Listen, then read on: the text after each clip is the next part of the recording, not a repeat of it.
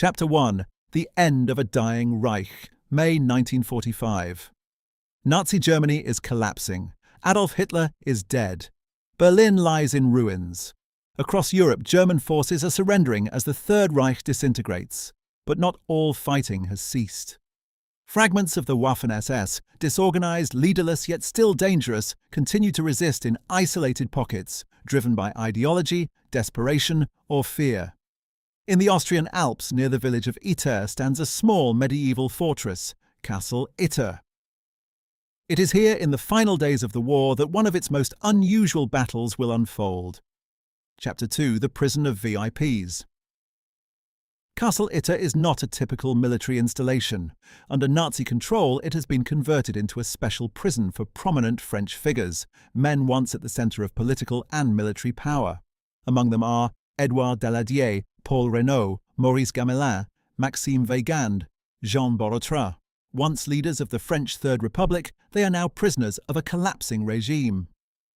By early May 1945, the situation inside the castle begins to unravel. The command structure breaks down. The SS commandant flees. Some guards abandon their posts while others remain nearby. Authority is fading, and uncertainty takes its place. Chapter 3. Isolation and Rising Threat. Beyond the castle walls, the war is not yet over.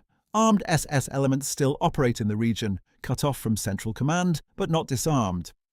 Their intentions are unclear, but the danger is real. For the prisoners, the threat is immediate: retaliation, execution, or being caught in the chaos of the Reich's final collapse. Unable to defend themselves and unsure who remains loyal, they seek help from outside. Chapter 4. A German officer's choice. Not far from Itter, a Wehrmacht officer makes a decisive choice. Josef Gangl has turned against the SS. Recognizing that the war is lost, he aligns himself with Austrian resistance forces, focusing on protecting civilians from further violence. When he learns of the prisoners at Castle Itter, he chooses to act, but he cannot do it alone. To succeed, he must turn to the enemy. Chapter 5. Allies in the Impossible. Gangl makes contact with advancing American forces. He reaches a unit led by John C. Lee Jr., an officer of the U.S. 12th Armored Division.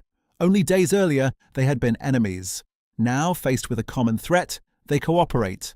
A small, improvised force is assembled. American soldiers, German Wehrmacht troops, loyal to Gangl. A single Sherman tank, besotten Jenny and the prisoners inside the castle. Together, they prepare to defend the fortress. Chapter 6. The battle begins.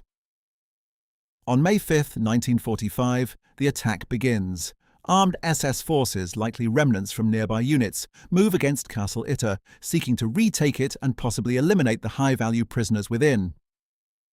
The castle is surrounded. Inside, the defenders take their positions. Their numbers are small. Their ammunition is limited. But the fortress walls offer protection, and they intend to hold. American and German soldiers fight side by side.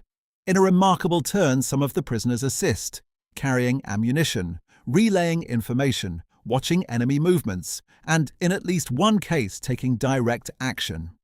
Jean Borotra slips past enemy lines during the battle, leaping over the castle walls to seek reinforcements. What began as a rescue has become a desperate defense.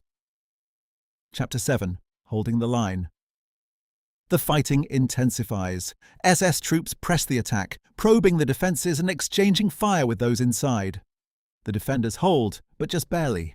Ammunition begins to run low. The situation grows critical. During the battle, Josef Gangl is fatally shot by a sniper while shielding Paul Reynaud. He dies not as a servant of the Reich, but as a man who chose to defy it. Chapter 8. Relief arrives. As the defenders near their limits, help finally arrives. American reinforcements from the 142nd Infantry Regiment break through to the castle. Caught between forces, the SS attackers begin to withdraw. The siege is broken. Castle Itter holds. Chapter 9. Aftermath. The battle is over. The prisoners survive. Americans and Germans, once enemies, have fought together to hold the line until relief arrived. Just 2 days later, on May 7, 1945, Nazi Germany formally surrenders. The conflict in Europe ends. Epilogue: a battle like no other. The Battle of Castle Itter remains one of the most unusual engagements of World War II. A moment where former enemies became allies. A German officer died defending those once imprisoned by his own side, and prisoners of war took part in their own defence. In the final days of a collapsing regime, ideology gave way to choice, and in that moment, those choices changed the course of a battle unlike any other.